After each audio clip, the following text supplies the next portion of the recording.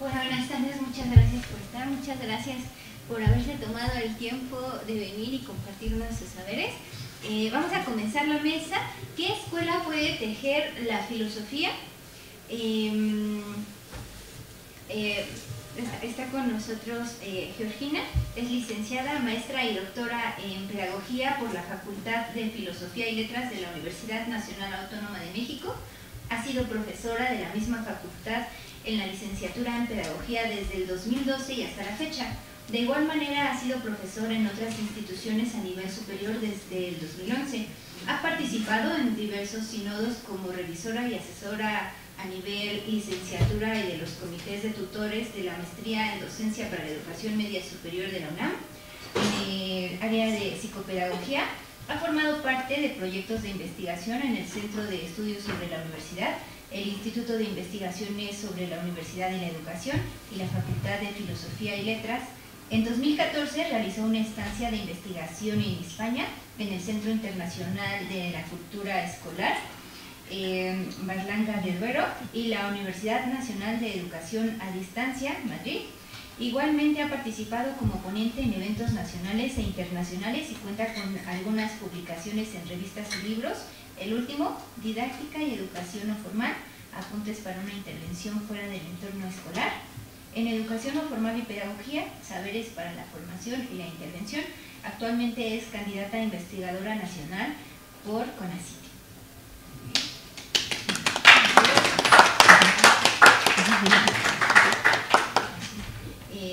También nos acompaña Pollux Alfredo García, es doctor en Pedagogía en la Facultad de Filosofía y Letras, aquí de la UNAM, es candidato a investigador nacional y profesor del Colegio de Pedagogía y de licenciatura en Pedagogía en la FES Aragón. Sus líneas de investigación son Historia de la Pedagogía y Filosofía de la Educación en México y Latinoamérica. Recientemente se publicó su libro Filósofas Mexicanas en la Educación, siglos XIX y XX. Gracias.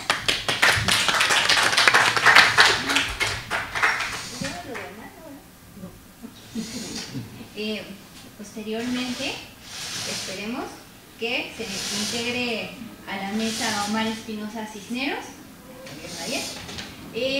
Pero bueno, vamos a comenzar con una presentación del doctor Pollux. ¡Ay, pero alto! Estoy yo, perdón. ¡Llegó! Estaba platicando y...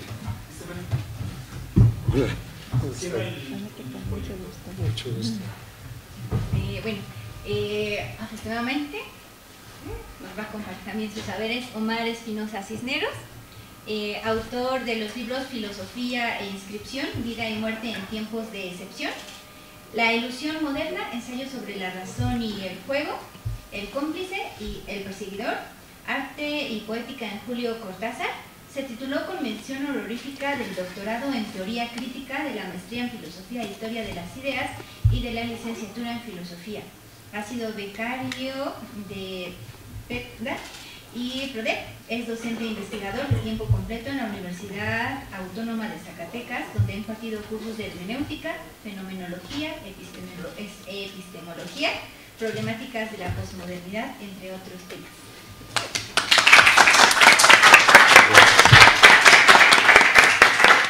Muchas gracias.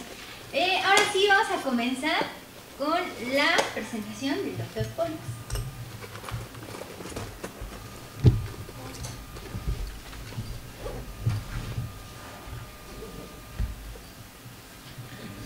Muy buenas tardes, para mí es un honor estar con ustedes, agradezco muchísimo la invitación y tengo para compartir algunas reflexiones respecto a conciliar campos que aparentemente no tendrían por qué estarse hablando en la academia, porque a veces la academia es un tanto presuntuosa respecto a qué tipo de saberes han de trabajarse dentro y fuera de los espacios académicos, porque trataré de compartir algunas notas respecto a cómo pensar las redes sociales, cómo pensar habitar el espacio virtual desde los memes. Quien me conoce sabe muy bien que yo comparto memes en exceso y que además los utilizo para mi labor docente.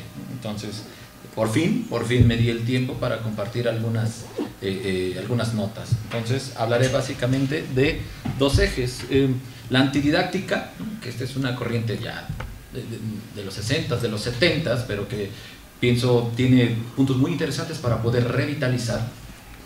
Y las conversaciones artificiales, es decir, aquellas que tenemos dentro de las redes sociales. Para ello, pues, utilizaré el filosofar anarquista, una cierta definición, concepto de anarquismo amplio que permita, ¿no?, establecer estos puentes, y todo ello aplicado a los memes. Así que me gustaría que avanzásemos por preguntas, ya que el espacio del cual estamos aquí me fascina proceder por preguntas, lo cual es algo que comparto.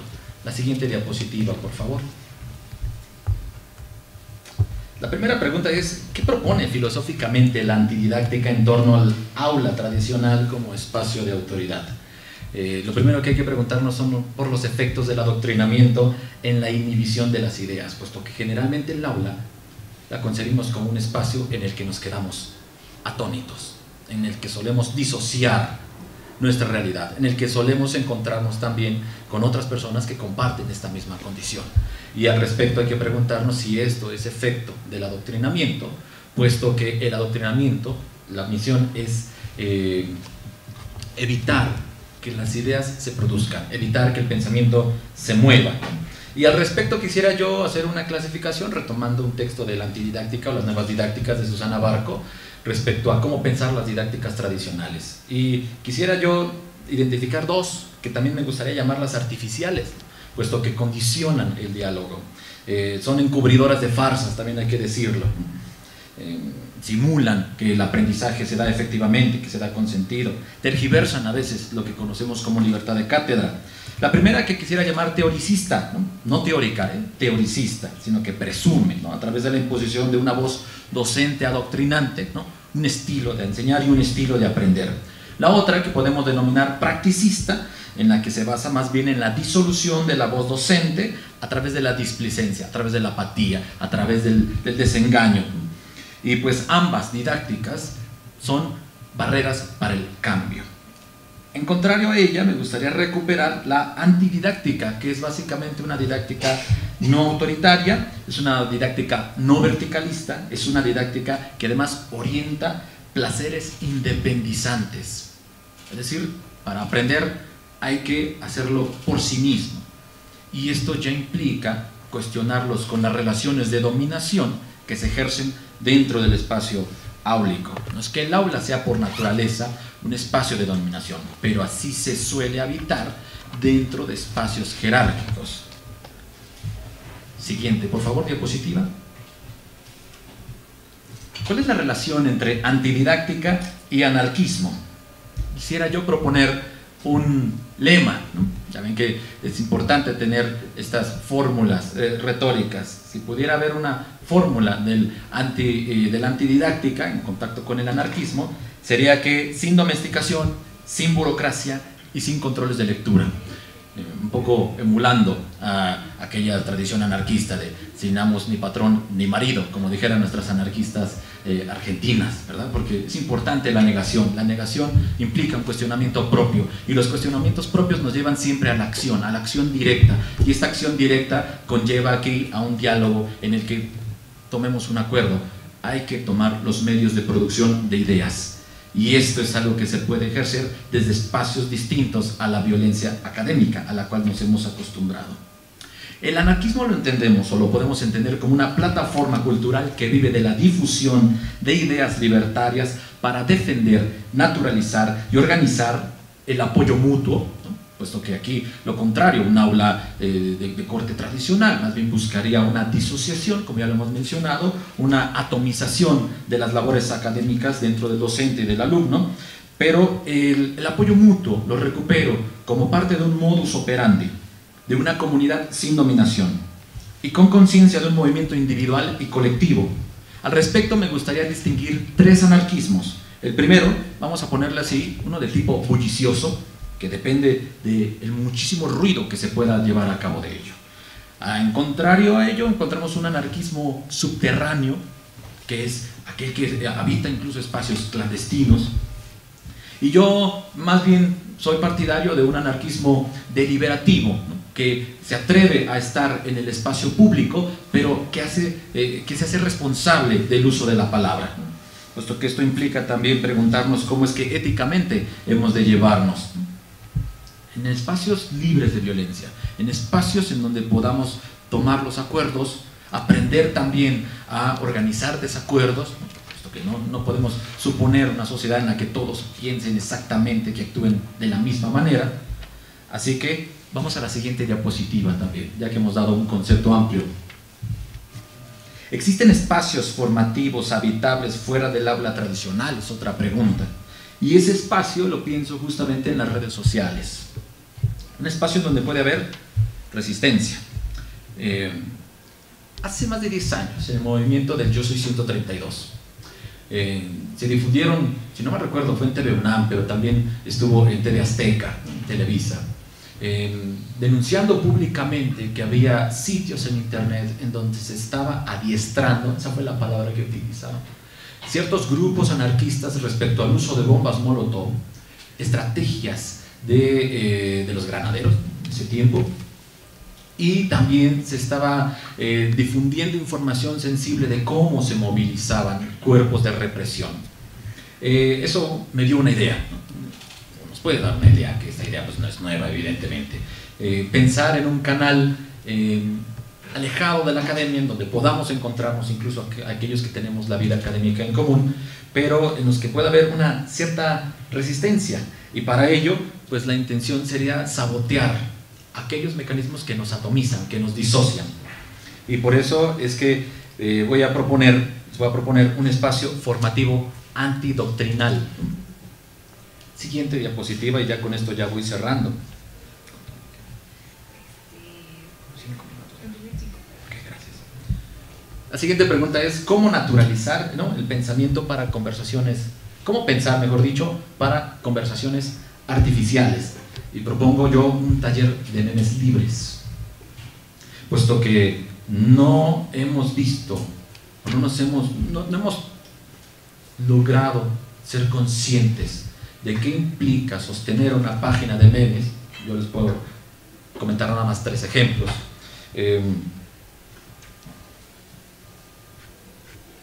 Memes filosóficos o de cómo se filosofa con humor tiene 263,000 seguidores. Pedagogus, que es algo, además el colega lo conozco muy bien. La página tiene 276,000 seguidores, y otra que también es una de mis favoritas, Memes Celatinos, ¿no? Sé que tarde o temprano ustedes han compartido alguno de estas páginas. Tiene 170,000. Y aquí habría que preguntarse si esos espacios, ¿no?, pueden compartirnos, por ejemplo, cómo diseñan memes, puesto que antes de crear un meme sería importante llegar, así como desde una antididáctica, también a una antiestética, puesto que esto implica un ejercicio de apreciación. Y todo meme, si lo podemos considerar una especie de obra de arte fugaz, puesto que puede tener símbolo, ¿no? Símbolo es un signo que une significados, que nos reúne, que nos junta, ¿no? Y pues un meme efectivo que transmite a través de una unidad de información, un conocimiento preciso, sería importante para poder llevar a cabo relaciones antiautoritarias, en las que, por cierto, pues mi propuesta no solamente es este taller de memes libres, sino que tenga 3 subsecciones. La primera, que es una fábrica memética, en la que pues se da paso a la fabricación, a la creación. Una segunda subsección, que es de crítica memética, porque no solemos a veces ejercer la crítica. Solemos decir, este meme está bueno, está malo, me gusta, no me gusta, ¿no? Sin embargo, ese juicio, cuando carece de una argumentación, pues se queda en un plano débil en cuanto a la profundidad. Por eso es que la crítica siempre implica emitir juicios, ¿no? Y estos juicios, por ejemplo, si este meme evidencia una contradicción social, ese meme es dinamita pura. Y un banco de memes, porque como vivimos en la cultura de la instantaneidad, de la rapidez, sobre todo cuando platicamos con nuestros alumnos más jóvenes, Nos dicen algunos que nuestros memes son del 2010, ¿verdad? Ese es un momento muy, muy XD, ese momento, ¿sí? Y hay memes todavía un poco más antiguos que eso. Es decir, vemos en la necesidad de pensar históricamente, y esto por eso hace que el meme sea para mí un fenómeno formidable, porque así como dijera Samuel Ramos en Filosofía de la Vida Artística, es importante que toda obra, ¿no?, en este sentido obra artística, pueda tener una constelación de valores, y esta constelación de valores no se crea de un momento para otro, necesita de la colectividad. Y es esta colectividad en cuanto a no solamente crearlos, sino criticarlos y conservarlos, a lo que lleva pues este proyecto. Y ya para terminar, ¿no?, puesto que les hago esta presentación oficial, ¿no?, de este taller, que espero que algún día se dé. ¿Quién sabe? ¿Quiénes están ahí? No lo sé, ¿de acuerdo? Pero vengo a presentarles la idea. ¿En qué consistiría? La creación debería ser básicamente con estos tres rasgos. Todo meme libertario bajo este eje debería tener estas características. Uno, evidenciar basadamente, ¿no?, porque cuando uno es basado, uno tiene la posibilidad de dar un juicio atinado, ¿sí? Cuando se puede evidenciar basadamente alguna contradicción del sistema educativo actual, ese meme tiene un poder de dinamita, ¿sí? Entonces, la intención es generar esto conciencia histórica. Un segundo criterio, este meme tiene que ironizar inteligentemente, porque a veces hacemos un abuso bastante absurdo sobre lo que llamamos humor negro o la sátira, ¿no?, que termina siendo esto demasiado mordaz. Entonces el fin es más bien herir a alguien más en lugar de transmitir un conocimiento sobre una contradicción social.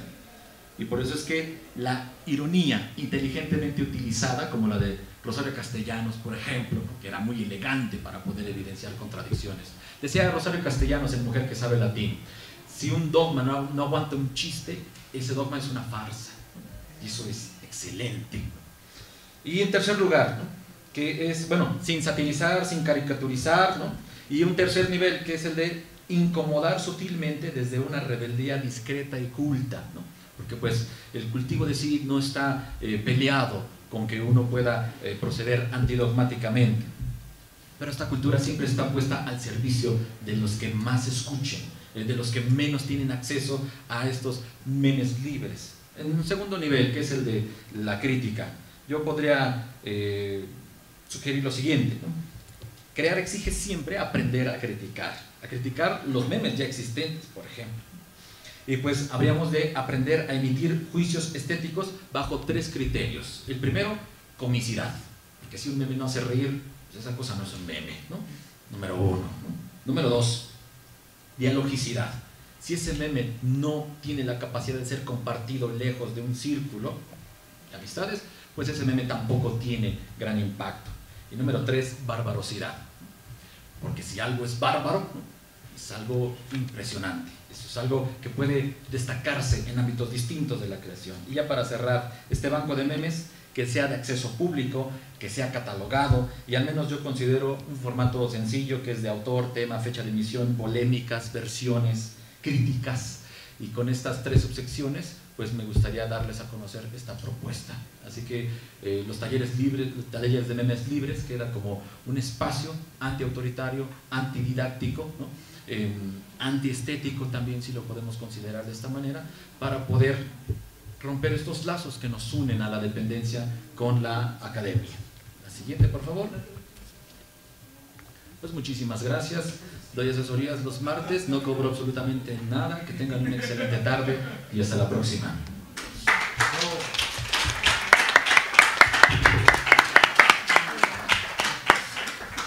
Muchas gracias, doctor Pollux. Bastante atractiva la presentación. Parece una nueva forma, ¿no? Bueno, esta dinámica de los memes para poder atraer o que al menos los chicos pongan atención. Entonces, ¿cómo aplicamos esto? ¿O cómo le damos el enfoque filosófico? ¿No? O sea, pensando en el carácter filosófico de las clases, o el sentido crítico o que despiertan, y no sé, ustedes, una pregunta de la mesa era qué cambios a nivel pedagógicos, didácticos y arquitectónicos requiere la escuela, ¿no? Esta propuesta de los memes parece bastante atractiva, ¿no? Bastante atrayente, nada aburrida. ¿Qué otros cambios? No sé, ¿quieres responder más? Si gustan, puedo. Adelante.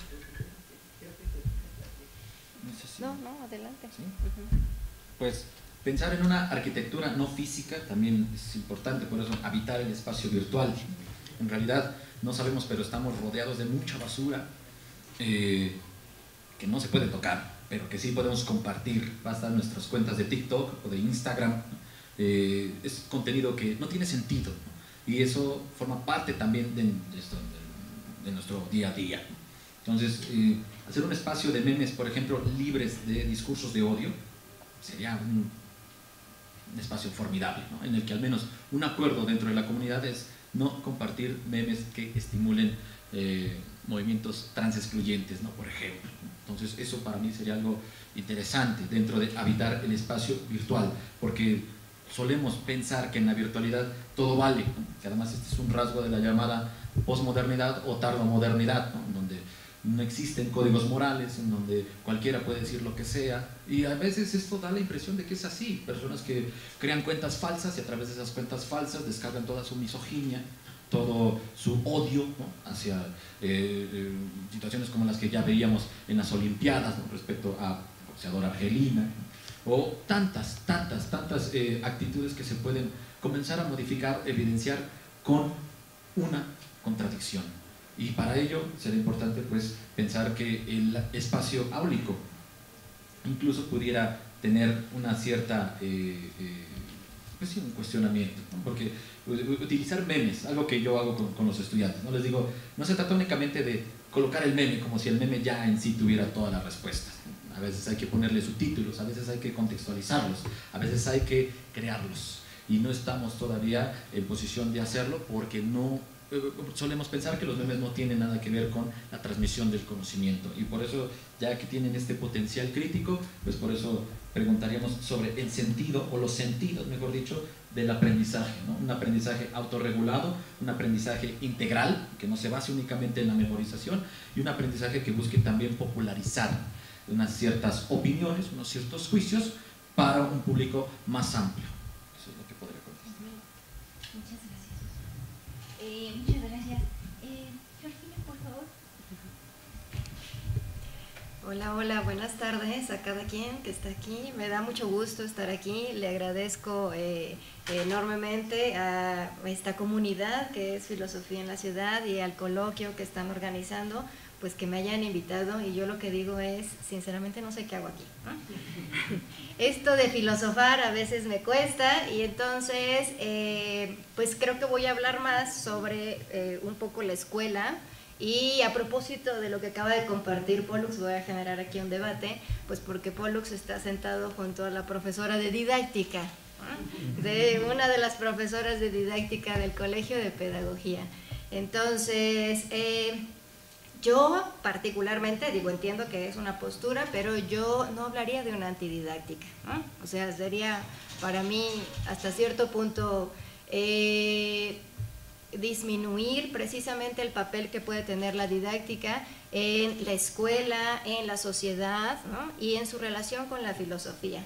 Entonces yo siento que más bien lo que necesitamos, y también a propósito del aula, etcétera, son reinvenciones, ¿no? Y creo que el meme sería una reinvención didáctica, ¿no? O sea, ¿de qué manera reinventamos, por ejemplo, en este caso, no solamente las formas de aprendizaje, sino también las formas en las que transmitimos algo? O sea, Pollux lo hace, ¿no? Como su labor docente, también como una forma de enseñanza, y en un sentido más precisamente crítico, una forma de acercarnos al mundo, a las luchas sociales. El meme ha sido una buena manera de responder a luchas sociales, a otras cuestiones. Entonces yo creo que el meme más bien nos debería de permitir la posibilidad de reinventar formas didácticas y de reinventar el aula, ¿no? en el sentido amplio. Y bueno, a propósito de algunas preguntas y de la pregunta sobre el papel de la filosofía, yo decía, creo que yo puedo comenzar más con que es importante regresar a la escuela en sus características básicas, ¿no? O sea, como no básicas en el sentido simple, ¿no? Sino en sus características de institución educativa en un sentido originario, digámoslo así. Y a lo mejor tiene un poco que ver con estas nuevas propuestas como la que hace Pollux. Y entonces yo pensaba, por ejemplo, para poder abordar de qué otra forma la filosofía, ¿no? De qué otras maneras o cambios podemos nosotros pensar la escuela desde la filosofía y viceversa, ¿no? La filosofía desde la escuela. Recupero algunas características de Trilla, que tiene un texto sobre los ensayos de la escuela, y en un primer momento nos dice, la escuela siempre es una realidad colectiva, es un espacio de lo común. Entonces, en ese sentido creo que, por ejemplo, la filosofía nos debiera de permitir estas posibilidades de compartir los sentidos de lo común, ¿no? O de reinventar precisamente, ¿no? Estas maneras de entender el mundo, como lo sería un meme, desde lo común, desde lo compartido. Entonces, en ese sentido creo yo que la escuela tiene una relación y puede tejer todavía una relación más importante de la que tiene con la filosofía.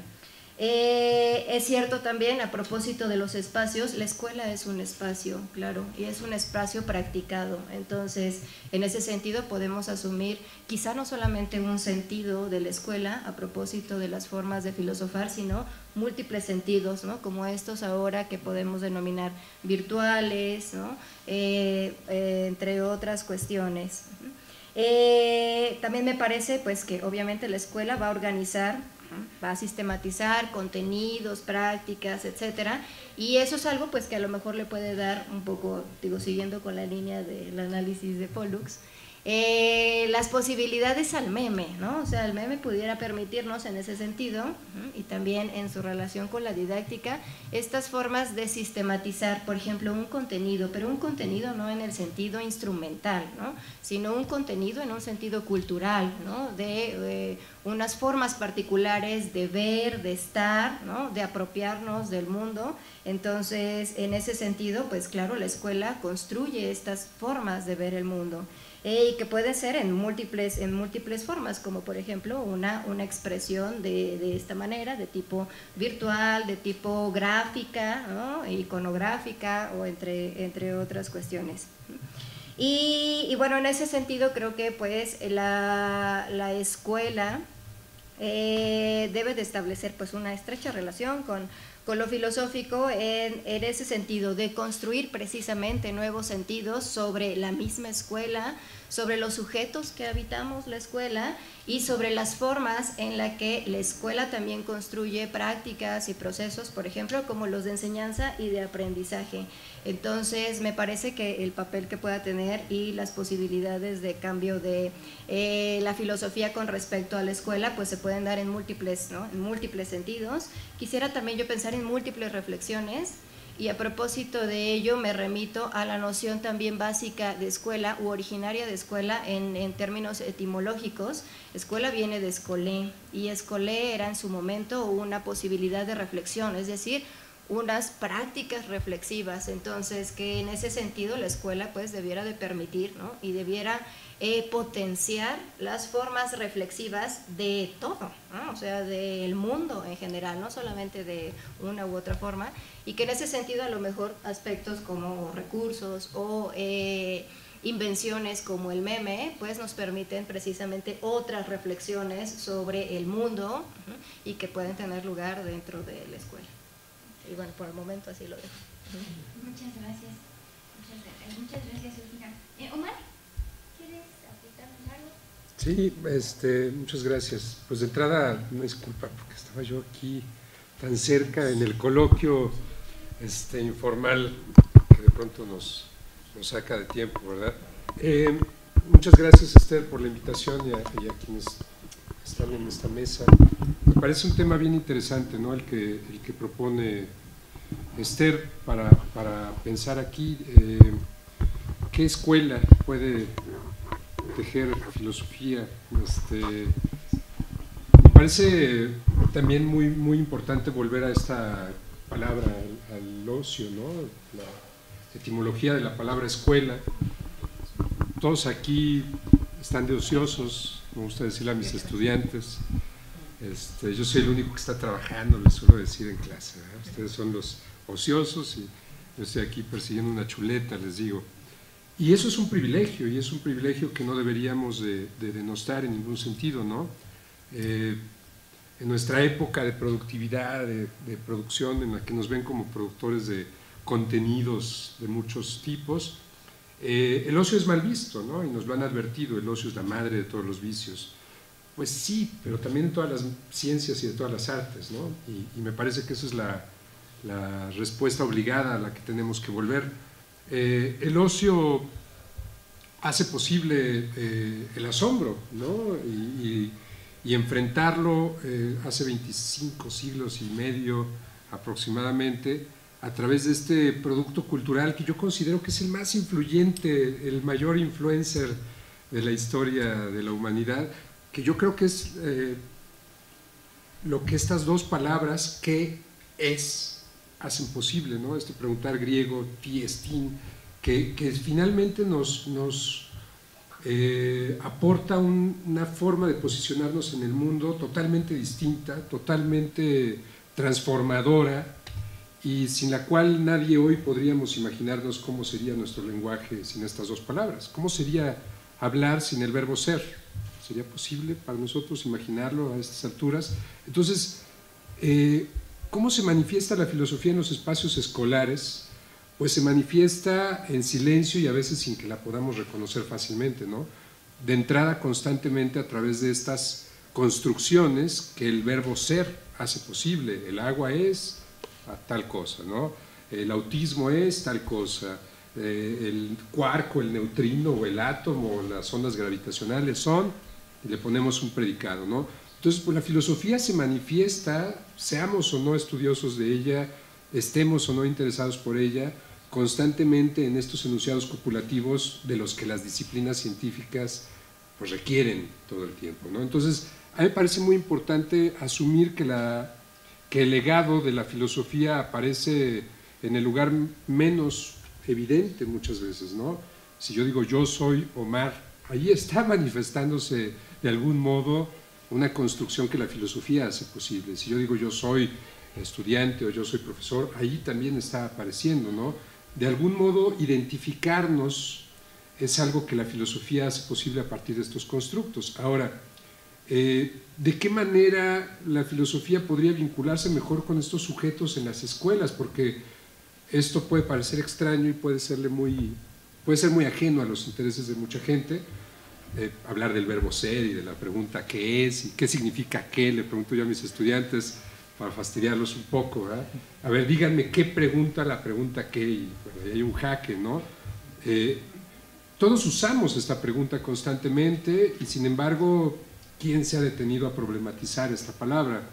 Yo creo que la filosofía puede y tiene que transformarse continuamente, porque efectivamente no solo se manifiesta en las escuelas de filosofía, sino en todos los espacios, en la cotidianidad, cuando yo me identifico de cierta forma, cuando yo me digo una cosa u otra y predico algo de mí o de cualquier otro, pues ahí está apareciendo este lenguaje filosófico heredado por una tradición ya milenaria, ¿no? Pero la filosofía puede aterrizar y hacer también, me acuerdo de Cristina Rivera Garza, hacer visibles estas costuras, es decir, en lugar de ocultar el aparato, lo que hace posible el preguntar filosófico y la construcción de enunciados filosóficos, desmantelar, ¿no? Desconstruir de qué está construido el lenguaje y de qué está hecha la filosofía, ¿no? Desmitificarla y salir de estas mistificaciones que de pronto construimos en torno a ella, creo que es algo urgente, ¿no? Entonces yo pienso que para que la filosofía se vincule con estos sujetos que estamos sujetos en las escuelas, pues conviene abordarla desde problemas, ¿no?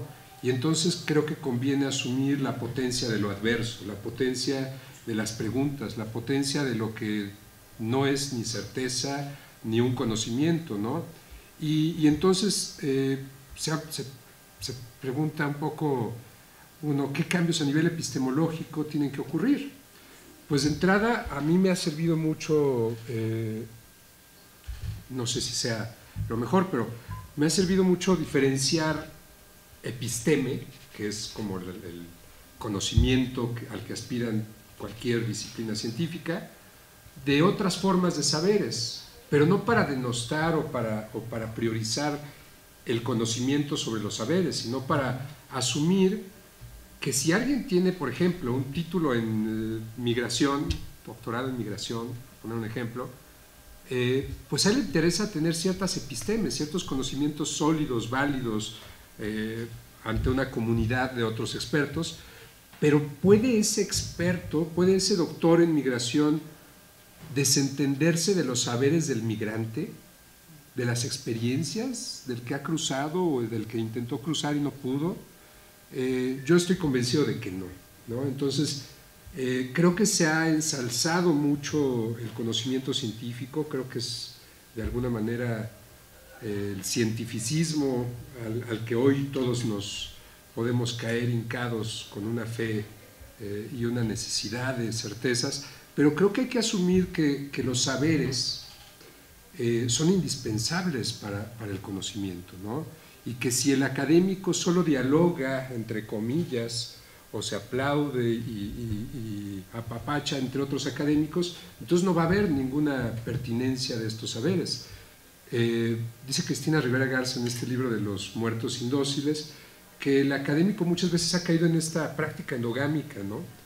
Y va con los sujetos a quienes ve como informantes, extrae, hay un extractivismo, ¿no? Extrae saberes de ellos, luego lo somete a la escritura académica, lo publica, lucra con eso, recibe estímulos o algo del SNI o lo que sea, el Sistema Nacional de Investigadores, lo que sea, y no vuelve a conversar con ese informante. No le dice esto es lo que escribí, ¿qué piensas? No le importa qué pueda pensar de ese material. Es decir, es como una escalerita, pero no hay vuelta atrás. El texto académico no hace asamblea, no convoca a la comunidad a discutir los temas. Yo creo que justo es eso lo que la filosofía debe evitar. Y cuando digo filosofía, no creo que tenga un lugar más fácil. Creo que la literatura la tiene ahí más fácil, ¿no? Porque justo no tiene esta larga historia que pesa y que tiene no siempre formas fáciles de desembarazarse, ¿no? de estas cargas históricas. Entonces yo creo que la filosofía, en la medida en la que haga asamblea, y eso significa reconocer que el otro pues es un interlocutor válido, como ayer decía, ¿no?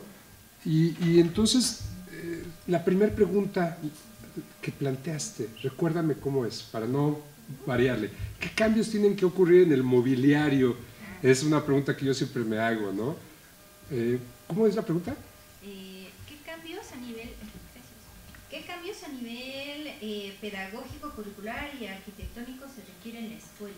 Bueno, yo creo que yo debía empezar por ahí atrás, ¿no? Las cosas dicen algo, el acomodo de estas cosas dice algo y ya solicita algo de nosotros. El mundo con las cosas materiales solicita acciones de nosotros, ¿no? Entonces, yo siempre que entro a un aula y me encuentro el acomodo decimonónico en el que están todas las sillas viendo hacia adelante, peor aún si hay la cátedra que simboliza superioridad moral y de conocimiento, ¿no? Pues yo le pido a mis estudiantes que hagamos un semicírculo. Y antes, siempre decía, cuando yo entre, cambian el acomodo de las sillas. No he logrado que los intendentes ni que mis colegas reconozcan que es más interesante vernos todos y que si habla el de acá le pueda ver la cara. No verle la cara en ese sentido, sino escucharlo y ver cómo se está expresando, gesticulando, ¿no?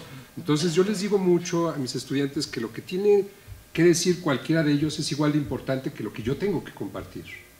Y escuchando, platicando con usted, leyendo algunos textos que han publicado en el seminario, pues yo me doy cuenta de que quizá el profesor de de filosofía que yo he sido, lo que procura es animar un debate, animar un diálogo, propiciar constantemente una interlocución, un debate entre los estudiantes, y eso el mobiliario lo hace posible o imposible. Si yo me quedo en mi cátedra, en mi posición de yo soy el que va a dictar la cátedra, yo soy el que tiene algo que compartir, no va a pasar ni la filosofía, ni va a pasar que haya apasionamiento por los saberes, no van a ver qué tiene que ver eso con sus vidas. Entonces, de entrada a mí me parece que llegar con un plan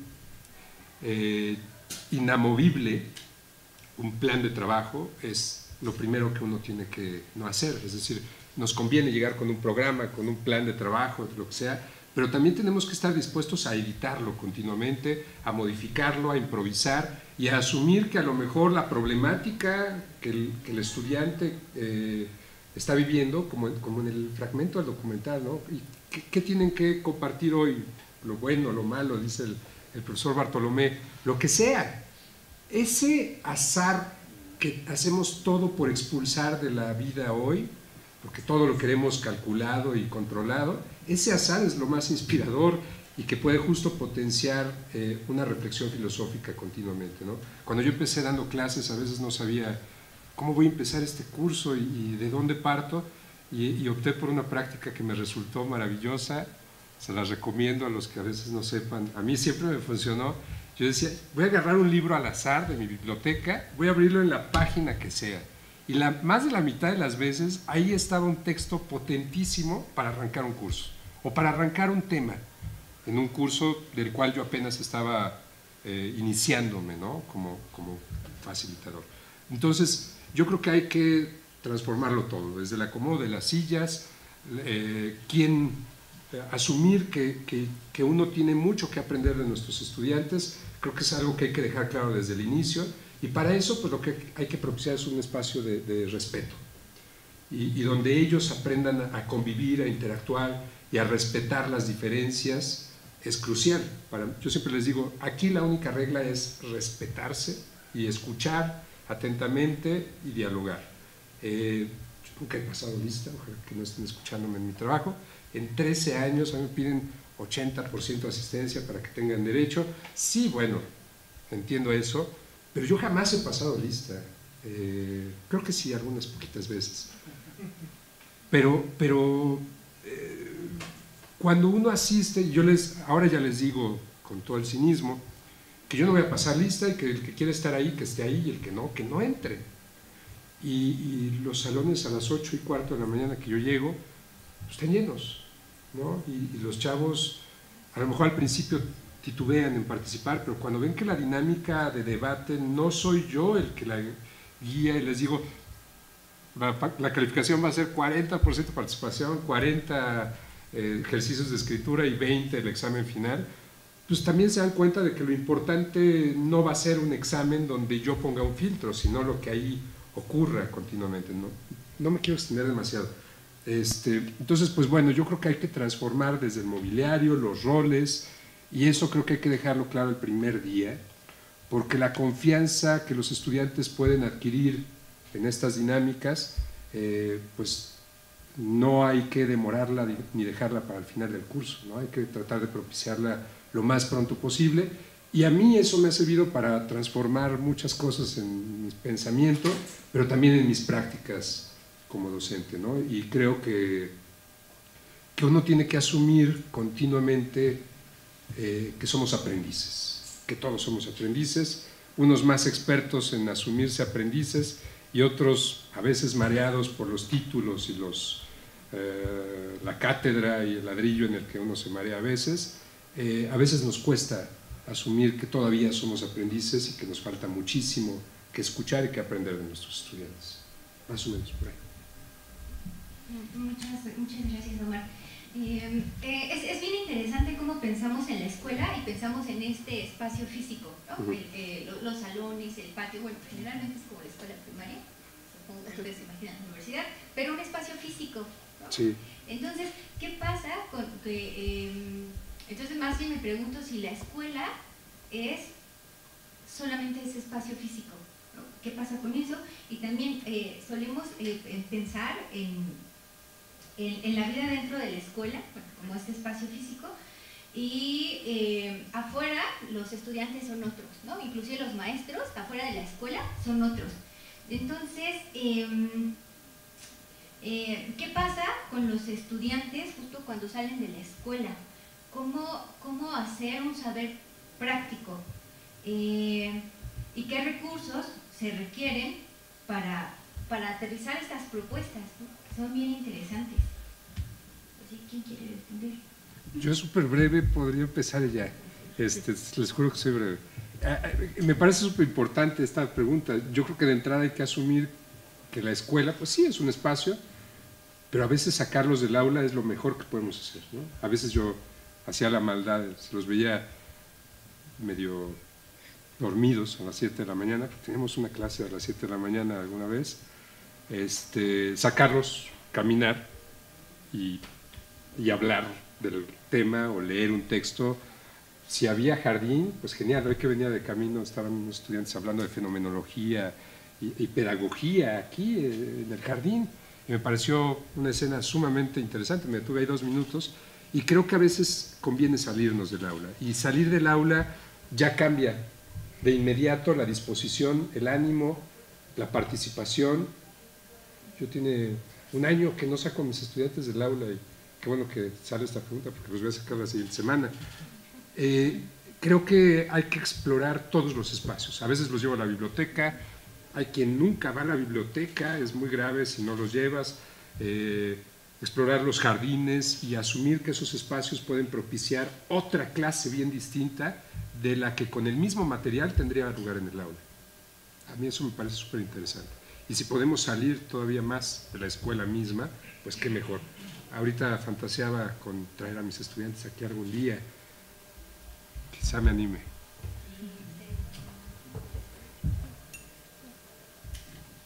Bueno, yo voy a generar polémica porque hay varias cosas. Primero, en efecto, pues podemos hacer el uso de otros espacios, pero yo aquí preguntaría qué tanto, por ejemplo, hacer el uso del patio, ¿no? A diferencia del aula, lo seguimos practicando el patio de la misma manera que el aula. Y entonces, ¿qué tanto ahí ya reinventamos el espacio o seguimos haciendo prácticas escolarizadas, por ejemplo? Y en ese sentido, pues sí me gustaría también destacar el papel que tiene la escuela en sus posibilidades mucho más allá de la escuela. Para empezar, pues hemos escolarizado la sociedad, ¿no? Y cuando hablamos de escolarizado es, por ejemplo, la propuesta de Pollux, pero crear un taller sobre, pues ya escolarizaste, ¿no? Ya escolarizaste el meme, porque estás llevando a cabo prácticas que son escolares, ¿no? Aunque sean en otros espacios, aunque sean otros contenidos, aunque sean, ¿no? Y bueno, eso es algo que precisamente practicaba en algún momento un autor argentino, ¿no? Daniel Feldman. Eso es lo que ha permitido, por ejemplo, las posibilidades de la didáctica en otros espacios, ¿no? Las posibilidades del tránsito de contenidos o de saberes también en otros espacios o en otras formas. Es decir, tampoco es tan malo, ¿no? La idea, pero finalmente pues terminamos escolarizándonos, ¿no? Dentro de la escuela, pero también fuera de la escuela. Entonces, yo creo que aquí más bien tendríamos que replantearnos precisamente esta idea de la escuela. Por eso yo regresaba a las características, ¿no?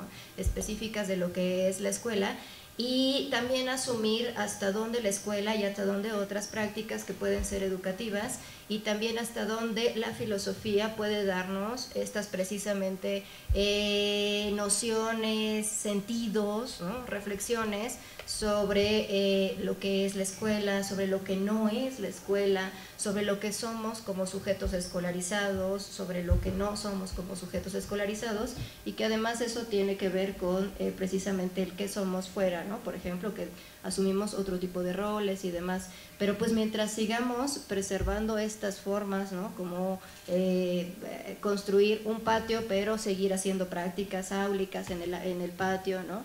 seguir estableciendo o dotando de ciertas relaciones a roles como el del docente y el discente, y trasladarlos también a otros espacios, ¿no? Entonces terminamos siendo discentes en otros lugares, en otras formas educativas, etcétera. Pues nos va a remitir siempre a la escuela. Entonces, a propósito, Illich pues nos decía, ¿no?, que estamos muy escolarizados, ¿no?, y todos los diferentes niveles en las que hemos sido escolarizados en la construcción, por ejemplo, como seres, como sujetos, y también en la construcción de las instituciones, del sentido de lo común, de las comunidades en general.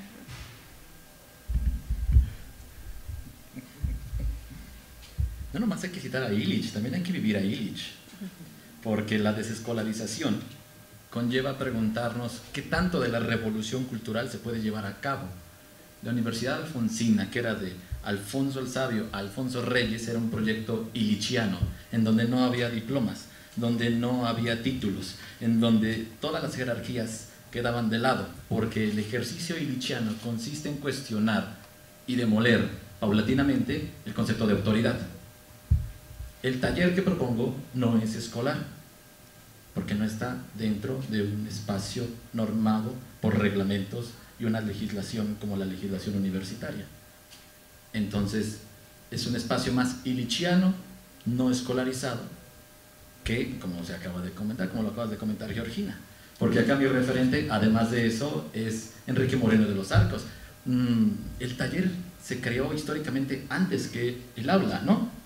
Entonces, suponer que el taller sea por naturaleza escolar es un contrasentido.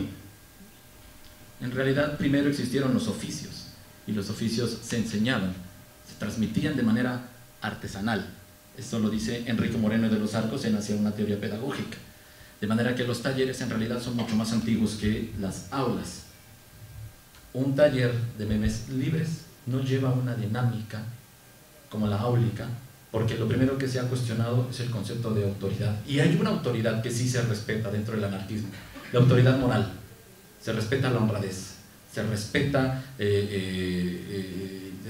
la empatía, se respeta el compromiso.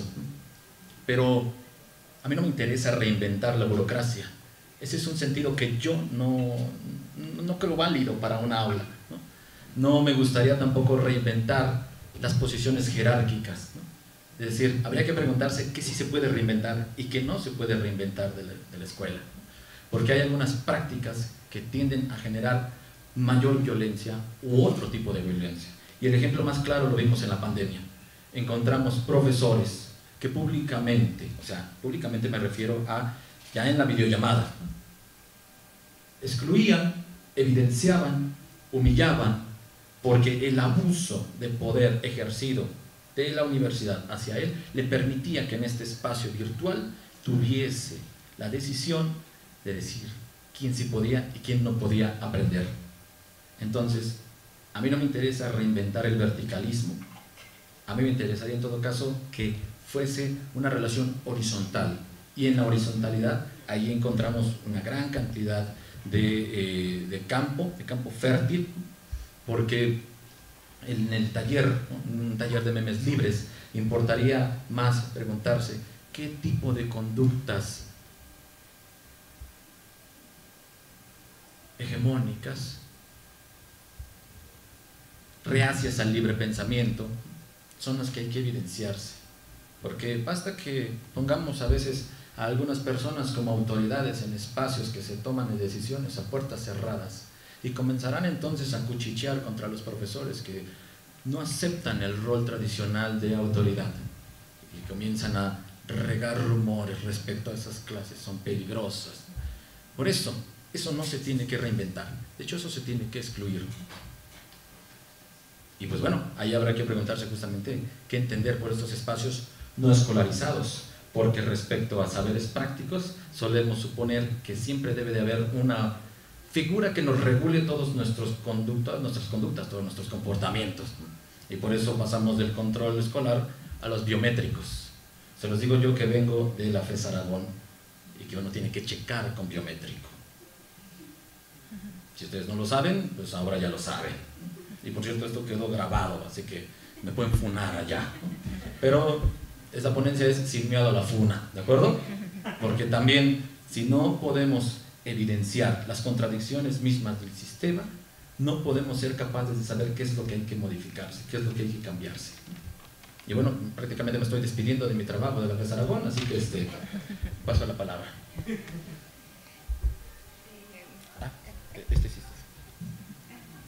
Muchas gracias.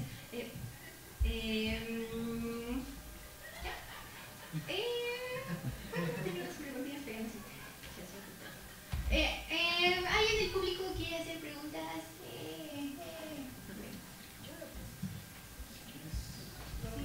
Uno de estos y nos quedamos nosotros con uno, ¿no? Y lo compartimos. Sí. ¿Se llevan ese también? ¿El chiquito? Sí, cierto. Ya su equipo técnico también.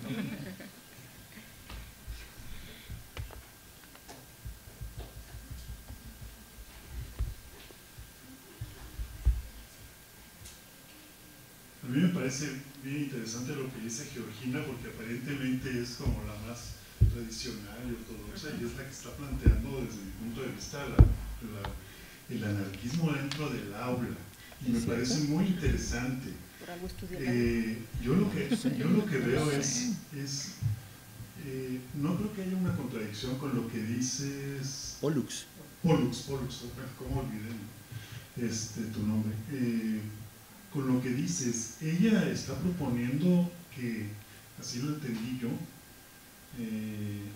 que dentro del aula ocurran esas explosiones de las que tú hablas. A mí me parece que es ahí, es decir, hablemos de lo que pasa dentro del aula, no hagamos como que nos salimos del aula para ir a los patios o a los jardines o en otros lugares y a aulificar entonces la sociedad entera, sino que veamos en el aula qué es lo que tenemos ahí, que es nuestro recurso, y así me lo imaginé explotando ahí dentro del aula.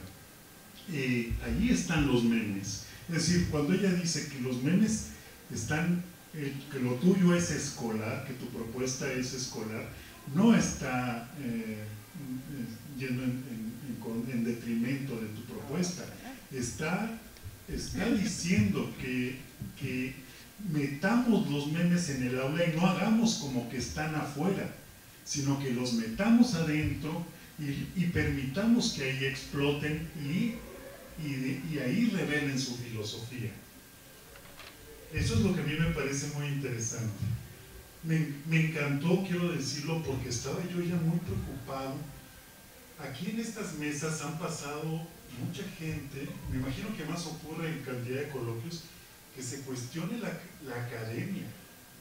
Todos, he oído a todos hablar mal de la academia, todos decimos, ya no queremos hablar con el lenguaje académico. Nuestra catarsis. Sí. Les juro que me daban ganas. Ayer con Óscar de la Borbolla decía él, yo les ponía a mis alumnos como trampas para que se angustiaran y entraran en el tema de la muerte. Y les juro que me dieron ganas de pararme y gritar, ¡está temblando! ¿No? Y entonces provocar aquí una cosa, y entonces de pronto Omar dice, cambiar la posición y no sé qué, y me daban ganas de irme a sentar allá y, o sea, no, me pasa esto. Entonces me empecé a angustiar porque decía, ¿cuál es la solución? Bueno, los memes, me encantó tu propuesta, o sea, yo venía ya hace tiempo, perdón, me estoy prolongando, yo venía desde hace tiempo pensando, ¿por qué en la Facultad de Filosofía y Letras, donde estudié un semestre, no se habla de la literatura de los chistes? ¿Por qué el género chiste no existe? Y hay cosas que son geniales, ¿no? Yo me acuerdo de un librito que se llamaba La Floresta Española, me parece, que es un libro de chistes de la época de Cervantes. Pero no he visto nada más que los que juntaba mi papá, que era erudito en muchas cosas, y que tenía un librito que se llamaba Los Chistes Relámpago, y nos reíamos muchísimo. La literatura no considera los chistes y la pedagogía no considera los memes. Yo digo, los memes al poder, y vamos, pero dentro del aula. Me parece que esa es la propuesta de ella. Perdón, con esto acabo. Me estaba yo angustiando porque pensaba en que ya nuestra posibilidad era nada más la de un profeta que venga, irrumpa y diga calmaos todos o porque se los va a llevar a todos la fregada, ¿no? Si no rompemos realmente con esas normatividades que estamos repitiendo y repitiendo y repitiendo. Y al pensar en ese profeta dije, y de pronto llega Georgina y dice, no, hablemos de eso dentro del aula. Y me encanta.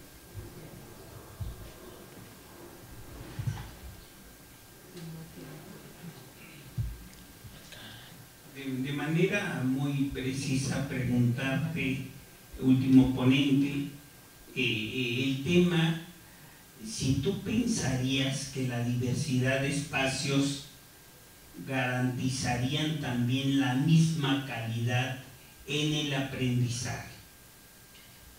Digo de posturas porque hablas de esa diversidad de espacios, la calle, el patio, etcétera, pero garantizarían la misma calidad de aprendizaje. Gracias.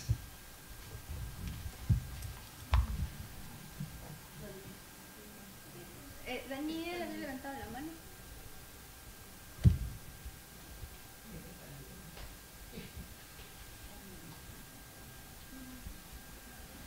Sí, hay un problema bastante importante. Personalmente yo no creo haber hablado contra la academia. No tengo nada contra la academia. Gozo mucho de haber estado en diferentes aulas, tanto en Chile, en la Universidad Católica en tiempos de la dictadura militar, como haber estado en la Sorbonne, en París, en tiempos de democracia y de gobierno de François Mitterrand. Ambos contextos me aportaron enormemente. Y creo que ahí se juega una cosa importante respecto de la desconstrucción posible de los espacios académicos y autoritarios, ¿no? Y ahí siempre, probablemente, lo que dijo Georgina probablemente es fundamental, es decir, que cualquier dispositivo nuevo que inventemos puede ser recuperado por la estructura anterior. Yo he visto, en Francia tenemos un ejemplo bastante flagrante, que es Michel Onfray, que todos deben conocer como autor, un autor muy interesante, hasta un momento de su vida, como muchos autores muy interesantes, filósofos, a veces son ex-filósofos y ocurre algo bastante misterioso. Pero Michel Onfray hizo algo bastante importante, que es darle un nuevo énfasis a las universidades populares. Y escribió un antimanual de filosofía y siempre su tema es: voy a enseñar la contrahistoria de la filosofía, es decir, voy a enseñar los filósofos que la academia ha negado, ¿ya? Por ejemplo, el pseudo Dionisio, el Areopagita, Duns Scoto, y una cantidad de filósofos que supuestamente la academia ha negado y ha reprimido. Y ocurre que yo estudié en la Sorbona, que es bastante tradicional y como academia en Francia es lo más académico que existe, pero todos esos filósofos son enseñados en la Sorbona. Entonces estamos ante un sofisma, una especie de engaño, y todo el mundo cree eso. Claro, todo el mundo no ha ido a la Sorbona, entonces todo el mundo cree, claro, la academia ha negado a estos filósofos y el revolucionario Onfray los rescata, y es falso, simplemente falso. Entonces tenemos que tener mucho cuidado de cuando la revolución, la palabra revolución significa dar una vuelta completa, ¿ya? Y podemos hacer muchas revoluciones que nos dejan en el mismo punto, ¿no? Una vuelta completa en torno a la estrella, por ejemplo. Una vuelta de 360 grados. Exactamente, en torno al Sol. Una vuelta simbólica. O a la estrella Pollux, porque Pollux es el nombre de una estrella, ¿no? La más grande. De gente. De la galaxia. Eso quería resaltar, pero tengo tres preguntas, o por lo menos dos para Pollux. Primero que nada, una pregunta muy simple que viene de TST, TST Toon, ¿sí? El razonamiento que inventó Aristóteles, que dejó a todo el mundo ahí reflexionando durante 2500 años. ¿Qué es un meme? una pregunta más simple y Gracias. que yo tengo la ocasión de preguntarle a un especialista eso. No soy especialista, pero gracias. O un antiespecialista. Eso, gracias. La antididáctica. Gracias. Y la segunda pregunta tiene que ver con, probablemente yo desconozco mucho lo que son los memes, en realidad conozco más bien Facebook y Instagram y todos los otros no. Y hay algo que a mí me preocupa y a veces me molesta rotundamente, que es que la fabricación de memes generalmente, por eso la primera pregunta es importante, ¿qué es en realidad? Es una imagen y una frase, y generalmente se le atribuye esta frase a un autor. Y se le atribuye a cualquier autor, ¿ya? Las frases más absurdas y más, más sentimentaloides del mundo se le atribuyen a García Márquez, por ejemplo, era terrible. Las frases más sonsas se le atribuyen a Einstein, no era particularmente sonso el hombre. Las frases más se le atribuyen frases sobre la música a Pablo Neruda, y yo sé perfecto, soy chileno, Pablo Neruda no le interesaba en absoluto la música. Un gran poeta, no se puede negar eso. O sea, se llega a algo que con el tiempo, y con el poco tiempo, porque ya esto esto es 2010, ya lleva 15 años, más o menos el asunto, y está produciendo, me parece a mí, una destrucción de la relación que tenemos con la verdad, en un sentido de quién es autor de qué, de dónde viene tal idea, que no, como que no importara. Y muchas veces yo he hecho esta observación a amigos que publican memes que son falsos, y le digo, oye, esto no ocurrió de tal manera, o esta frase no la dijo jamás este autor porque va en contra de sus ideas, frases atribuidas a Hannah Arendt o lo que sea, y me dicen, pero no importa porque es tan bonito. No importa porque lo encontré tan bello. ¿Ya? Entonces ahí perdemos algo. ¿Ya? ¿Cómo se puede luchar contra esta tendencia a la disolución de algo que tenemos que ver con, que tiene que ver con la transmisión de una larga cadena? O a lo mejor no importa y hay que destruir esa larga cadena, puede ser también una posición válida. ¿Ya? Esas dos preguntas tenía otra, pero más vale.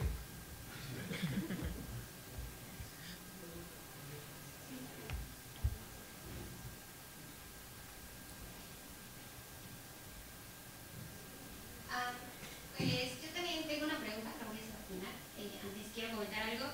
Me parece muy interesante y muy acertada la forma de ver la didáctica y la filosofía y el cómo pueden recuperar la propuesta del doctor Pollux respecto a cómo pueden implementarlo a base de memes y aprendizaje. Sí, es cierto, tiene mucho que ver con la calidad y el cómo hacer un meme pero sin estar desinformados. Como lo comenta el caballero, esta situación requiere una preparación teórica de cualquier tema, no académicamente hablando. Ahora, cuando se hace la propuesta, yo la miro más como, no se espanten, como una anarquía educativa, la idea. Es una propuesta de anarquía educativa porque va en contra de la educación tradicional, porque fomenta la creatividad y la individualidad y la autonomía del estudiante, pero en sí mismo se complementa si se recupera dentro de un espacio educativo, que es lo que propone la profesora, no escuché bien su nombre, pero es justamente eso, ¿no? La curiosidad, y aquí está mi creatividad, todo lo que da. La creatividad de esta propuesta es muy buena porque lo dice de una manera en donde el docente no va a generalizar sus propias ideas o perspectivas para enfocarse en que los estudiantes hagan lo que él tiene o pensado hacer, sino que les da el mundo abierto de que sí es importante tener la escolaridad tradicional, pero también la creatividad y la autonomía de poderse informar. Ya lo decían que muy pocas veces los estudiantes van a las bibliotecas, totalmente de acuerdo. Entonces, la didáctica y la filosofía es justamente una reflexión, una crítica y una temática que hace este espacio posible de poder hacer recuperado esta idea de memes. Yo lo veo más así, sí es una anarquía educativa por el enfoque que se le puede dar y la invitación individual, pero no significa que sea una mala idea, porque nada más decimos anarquía y todo el mundo se espanta, entonces no es así. Y la otra, la didáctica, justamente este espacio de recuperación, una vez que como estudiante tienes esta conciencia de crear información y de compartir, sobre todo lo dijo él, de compartir memes donde tú no fomentes la violencia. De ahí viene mi pregunta hacia los docentes presentes. ¿Qué prácticas o qué ejercicios tendrían que hacer los docentes, tanto fuera y dentro del aula, para no fomentar espacios de violencia, ya sean afuera o adentro? Creo que sería para mí lo más importante a tocar, porque relaciona tanto la didáctica, la filosofía, la propuesta de memología, no llega a tiempo, no llega a tiempo, lo vamos a decir así, pero me parece esa cuestión, ¿no?, de interiorizar la conciencia. Y la otra, tal vez, como lo dice, no tengo el honor de conocerlo, pero me parece muy interesante de llevar sus experiencias de su país, sobre que no estás en contra de la academia. Lo que pasa es que muchas veces la academia no quiere tocar temas delicados que tal vez abran espacio a transgresiones, a no estoy de acuerdo contigo, a yo prefiero esto. Entonces, justamente por eso mi pregunta, ¿no? Porque si los docentes tienen esa respuesta, o podrían tener esa respuesta, o ese ejemplo, no sé, vamos a hablar de colectividades de ejercicios de paz, puede ser, ¿no? Esa es una idea. Pero la otra es justamente cómo no terminar disolviendo la propuesta a base de que digan, no, es que estamos en contra de la academia. Yo no lo veo en contra de la academia, lo veo como un tema delicado, lo veo muy práctico. Felicito al doctor Polis, es la primera vez que vengo a escuchar una conferencia y está muy interesante y me gustaría venir a más, pero justamente es esa, hay que ser un poquito más objetivos. Muchas gracias. ¿Quiere comentar? ¿Te gustan? Sí. Otra pregunta. Seré muy rápido. Bueno, mi debate mental cuando escuché la propuesta sobre si es escolarizado o no es escolarizado, haciendo referencia a los memes, este taller es un feto y creo que es muy pronto para saber si es ingeniero o no. Entonces... Cuidado con su piernita. Sí, vale. Entonces creo que yo dije, tendría que ver el programa, pero dije, pues a lo mejor no tiene programa. Y luego creo que el resultado final fue, tendría que ir, tendría que verlo, tendría que vivirlo, tendría que asistir y ver si esto se parece a la escuela, es lo mismo, o esto no se parece a la escuela, se parece a otra cosa. Y creo que justo dentro de estos proyectos que ustedes tienen, o el de Mar, la manera de dar su clase, yo les preguntaría qué expectativas deberíamos tener para alguien que va a su taller o a su clase, de cómo la filosofía pues, nos va a brindar una experiencia educativa, no sé si igual, diferente, ¿qué expectativa puedo yo tener si decidiera unirme al taller o asistir a una clase de ustedes?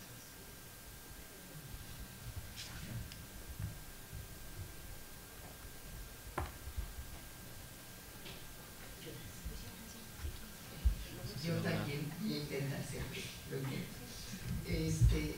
Yo realmente no creo que podemos decir que aquí estamos contra la academia porque estamos en la academia. Entonces, pues qué a gusto, ¿verdad? Vivimos de la academia, pero... Ahora, eso no quiere decir que no podemos criticar a la academia. Claro. Y yo creo que en realidad la academia, lo que se haya modernizado, que se ha modernizado sin duda, pues es gracias a la gente que critica, que propone, que hace chistes, que todo esto que se necesita para deconstruir o para destruir. Entonces, bueno, me parece que todo lo que a uno le sirva como docente para hacer pensar a los alumnos es legítimo y es valioso. Yo pensaba, por ejemplo, en los memes, entonces, bueno, un meme en clase es muy valioso porque si es un buen meme, como dijiste, claro, claro. Porque reflexionamos. Un meme en las redes sociales me parece que no, porque como bien dijeron, creo que tú dijiste ayer, Daniel, la filosofía necesita tiempo, ¿no? Pensar. Entonces yo un meme buenísimo y sigo, ¿no? Y eso no me sirve para nada. Entonces los memes en clase pueden ser educativos. Los memes fuera en las redes sociales me parece que no. Y respecto al espacio, que también me parece que cada uno puede construir su espacio como más le guste. A mí me encantaría poder dar mis clases fuera, por ejemplo, pero un semestre que tuve que dar todas las clases fuera, bajo el sol, sentados en el pasto mojado, decir que nunca más una máquina sexual. O sea, la verdad es que faltaban los elementos mínimos, las condiciones mínimas para poder dar clase. Pero como decía una vez una maestra en un coloquio que me encantó, dijo, miren, habrá muchas restricciones y muchas prohibiciones, pero cuando uno cierra la puerta de su clase, uno hace lo que quiere. Yo creo que es la mejor libertad que tenemos los maestros, ¿no? O sea, nadie se mete a nuestra clase, claro, a menos de que tengamos ahí a alguien que nos quiera funar, como bien dice Pollux, ¿no? Que nos quiera cancelar. Pero bueno, ya, gracias. Ahora sí les damos la oportunidad a los ponentes de que respondan.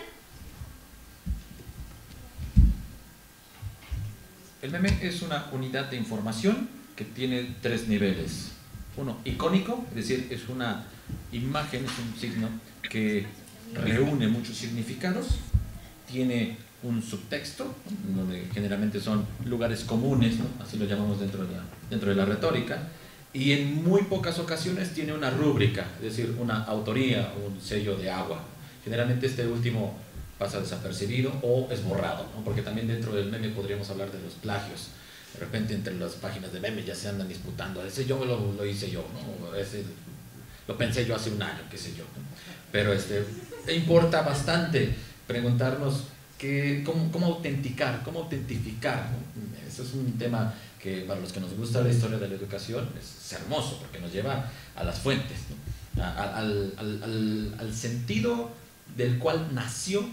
Yo quiero evitar hablar de sentido original, porque como dijera Mark Bloch, incluso las fuentes falsas revelan información de por qué se ha falseado algo, ¿no? Entonces eso tiene también una utilidad. Entonces ya contesté brevemente que era un meme.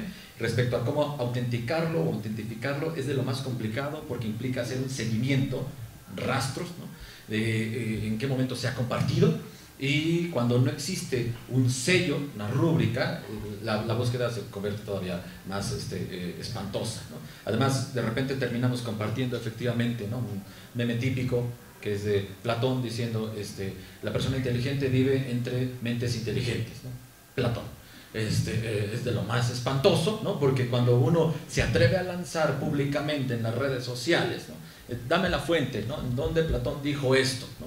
Entonces, ahí hay una confrontación, que si del otro lado hay una persona sensata, dice, no lo sé, pero lo vamos a investigar, ¿no? Y lo dice de manera sincera, ¿por qué tendría yo que estar buscando si esto nada más es pura diversión? O sea, cuando el meme se torna, ¿no? Una simplicidad, entonces ahí pierde su total sentido. Tal vez sería cuestión de armar grupos privados dentro de las redes sociales para que nos podamos dar nuestro tiempo, porque efectivamente el gran rival del meme es el instantaneísmo, ¿no? Es la excesiva rapidez con la cual se comparte, ¿no? Pero sí se puede, y créanme que hay clubes de memes de Fede Lobo, y hay un montón de páginas en donde sí se dan su tiempo para compartir, porque esa dinámica tiene que ver con sentidos de pertenencia, y cuando hay sentidos de pertenencia hay lazos que unen. Entonces ahí sí se puede encontrar, y ojalá tuviéramos, insisto, una mayor intuición respecto a compartir un contenido falso, ¿no? Y conste que aquí en México, ustedes lo recordarán, esto pasó en pandemia, que incluso esta profesora de acá, caramba, no voy a decir el nombre, pero pues es periodista, y compartió una noticia de un doctor de Puebla que había fallecido por la pandemia y cuyo nombre era Roberto Bollarín Moreno. Al momento de compartir la fotografía, quienes compartieron el contenido se percataron que era un actor de la industria del entretenimiento adulto. Sin embargo, eso nos hace preguntarnos que hasta los que pretenden saber que es una fuente válida, porque es periodista, pudo haber caído, ¿no? En este instantaneísmo.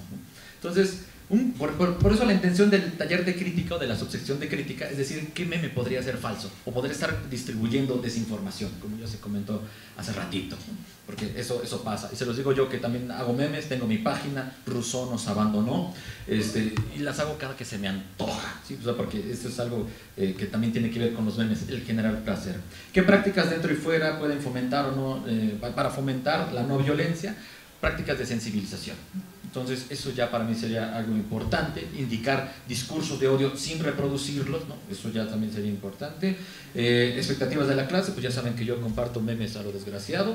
Y respecto a que dentro del aula hay un espacio para hacer lo que queramos, eso ojalá estuviese acompañado siempre con una responsabilidad, porque cuando está acompañado con la responsabilidad se agradece en el grupo, ¿no? Sin embargo, cuando a puerta cerrada tenemos profesores que dicen nada de grabaciones, ¿no?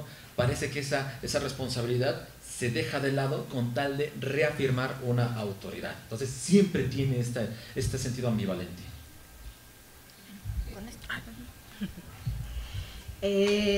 Yo voy a centrar un poco a propósito de todo lo que he dicho sobre la escuela y destacar. Primero, la escuela no es sinónimo de tradición, no es sinónimo de una perspectiva tradicional. Y me parece que eso es algo que actualmente se ha venido, y a propósito de la filosofía, reconsiderando. Hemos asumido que la escuela tiene estas características tradicionales, un autoritarismo, por ejemplo, ciertos saberes hegemónicos, etc. Pero justo mi idea era regresar a estas características de la escuela en el sentido original de la escuela y reconocer que la escuela no es eso es más bien un enfoque que tenemos, una visión que tenemos de la escuela.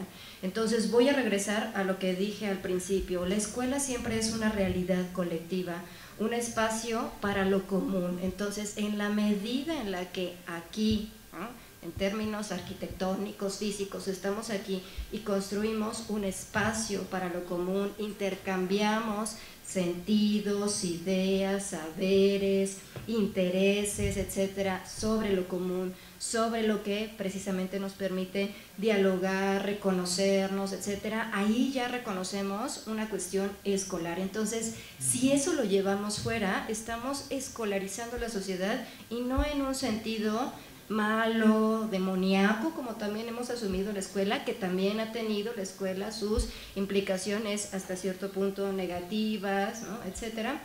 Pero en estas ideas básicas creo que podemos reconocer que hemos sacado a la escuela y que nos hemos escolarizado también de otras formas y precisamente no en un sentido negativo. Regresar a la idea de que la escuela es un espacio y que es un espacio sí físico, pero también es un espacio simbólico, ¿no?, diría Bourdieu y demás, a propósito de la propuesta de Paulus, etcétera. Y entonces que como espacio siempre nos lleva a prácticas, ¿no? La idea del espacio es qué hacemos con ese espacio, cómo utilizamos ese espacio, cómo lo significamos también el espacio. Entonces, en la medida en la que construimos prácticas de enseñanza y de aprendizaje con una intención, con una perspectiva, por ejemplo, con un fundamento anarquista y demás, en otros espacios como los patios, ya estamos también reconociendo prácticas escolares y que tampoco son negativas en ese sentido, ¿no? Y a propósito también, por ejemplo, de estas cuestiones autoritarias, el mismo Trilla nos dice, la escuela también es el espacio de construcción de roles y de relación que tienen esos sujetos a propósito de sus roles. Entonces, no necesariamente la escuela debe de ser una escuela tradicional donde exista un rol jerárquico, autoritario, ¿no?, y demás, sino también las posibilidades, por ejemplo, que nos han dado autores desde una visión crítica, pensemos a Freire, ¿no?, por ejemplo, y entonces reinventar esa relación y reinventar esos roles también es parte de la escuela, porque la idea es pensar que la escuela construye estos roles y sus relaciones, no que las demoniza, no que las negativiza, sino más bien qué tipo de roles son, cuáles son las relaciones que construimos. Entonces Creo que, por ejemplo, hablar de una forma de escolarizar y de las posibilidades de la filosofía sería pensar en qué otras formas de relacionarnos entre nosotros como estudiantes y docentes podemos hacer del espacio, del aula, de la escuela y de la escuela como institución social y educativa. Y bueno, finalmente, entonces en ese sentido, pues sí, reconocer que escolarizar no es tradicionalizar la educación, ¿no? También eso me parece importante. Y a propósito de la pregunta que nos lanzaban, ¿qué prácticas tendrían que hacer los docentes para no fomentar la violencia? Yo siempre les digo a mis estudiantes, sobre todo a mis estudiantes tengo un taller de didáctica, donde abordamos un enfoque crítico desde la didáctica. Y les digo siempre, lo primero que tenemos que hacer es cuestionarnos, nosotros como docentes. O sea, lo primero que tenemos que hacer para eliminar ciertas prácticas que han sido, por ejemplo, violentas, que han sido tradicionales, que han sido jerárquicas, etcétera, necesitamos primero preguntarnos nosotros, por ejemplo, qué sujetos somos, qué docentes queremos ser, ¿no? Qué agentes o sujetos de la educación somos y queremos ser. Entonces, para mí sería fundamental comenzar con el cuestionamiento y el autocuestionamiento. Y creo que eso es también otra de las posibilidades que debiera de darnos la filosofía. Y finalmente, pues precisamente tejer unas relaciones más horizontales en función de las subjetividades que también suceden y se construyen al interior de la escuela, al interior del aula y en general en prácticas o procesos de enseñanza y de aprendizaje.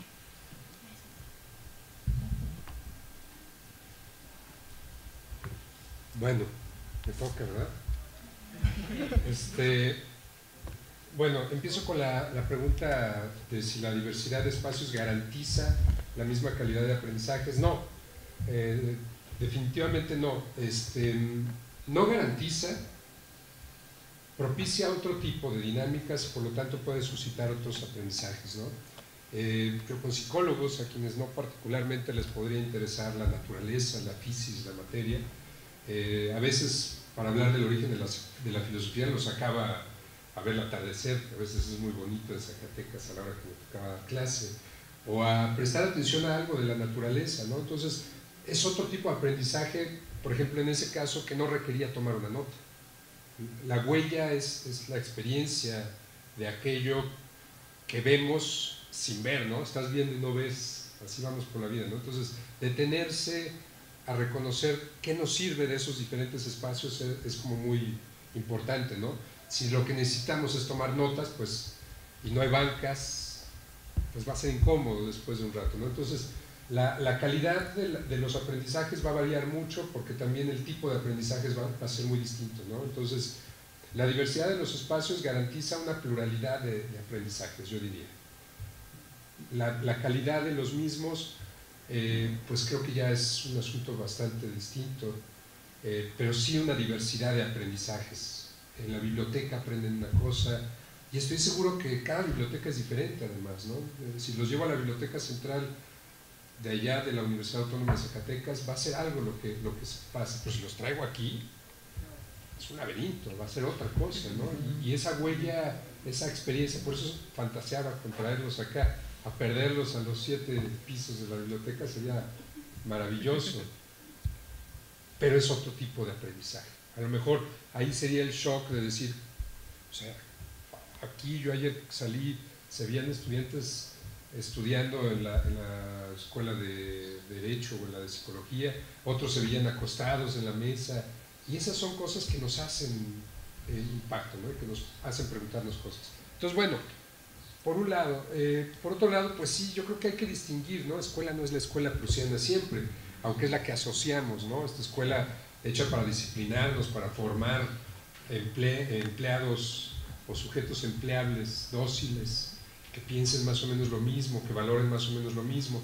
Creo que la tarea es justo esa, ¿no? Recrear la escuela, reformar la universidad, y es una tarea que todavía nos toca asumir como un legado histórico, ¿no? Fue en 1919 o 18, no recuerdo, que en Córdoba, Argentina, ocurre esta reforma universitaria que hace posible instituciones como estas y como la universidad donde yo trabajo y tantas otras, ¿no? Esta popularización de la escuela superior es súper importante, y no es una escuela que se pretenda elitista.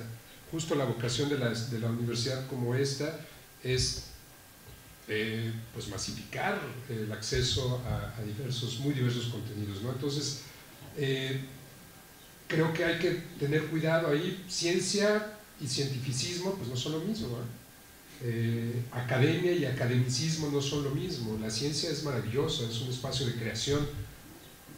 La academia también, pero muchas veces de lo que nos podemos quejar algunos en la academia pues es del academicismo. Yo celebro las escuelas y yo también, incluso de aquellos espacios donde sufrí racismo o ciertas formas de hostilidad y violencia en algún momento fuera del país, son espacios que hoy reconozco que me formaron de manera crucial.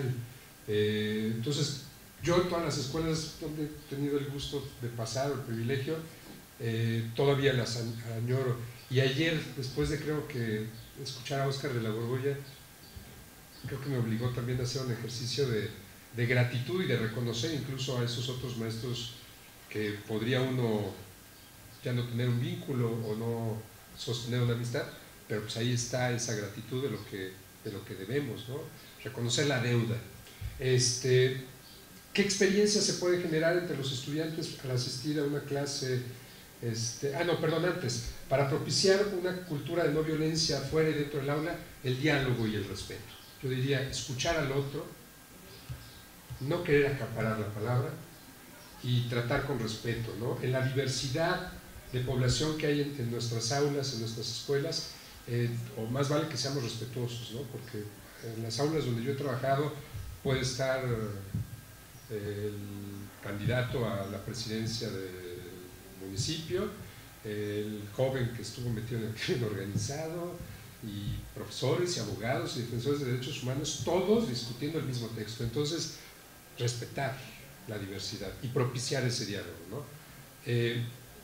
La expectativa, pues yo diría eso para responder allá: esperar a mi clase, los protagonistas son ustedes y lo que el texto propicie en ustedes, ¿no? Yo soy un mediador, nada más. Y un poco para dialogar con lo que decía Esther y con lo que han dicho acá, sí es cierto, yo comparto memes y comparto textos y comparto cosas, pero porque hago grupos en Facebook con mis estudiantes hace 14 años, y entonces eso está capturado. Lo que ellos escribieron a partir de un meme, porque yo se los pedí, porque les dije, este meme está chistoso, sí, bueno, pues ahora escriban, respondan esta pregunta. Y esos textos están ahí capturados hace 13 años, y ellos pueden volver a ellos todavía, porque no los expulso, ni congelo, ni borro el grupo. Entonces, a lo mejor ahí estamos escolarizando las redes sociales, ¿verdad? Y a lo mejor esa es una apuesta que a mí en lo personal, ahora pienso, me ha servido. Y creo que ya se me acabó el tiempo. Muchas gracias, Omar, Georgina, Pollux. A nombre de Filosofía en la Ciudad, les agradecemos su tiempo, su presencia, su carisma, su saber. Qué bueno que estuvieron. Y bueno, si se quieren quedar, están completamente invitados. A las 3 vamos a tener la mesa Cómo se habita la escuela lado B. A las 5 la conferencia magistral con Silvio Galo, para que se queden. Gracias.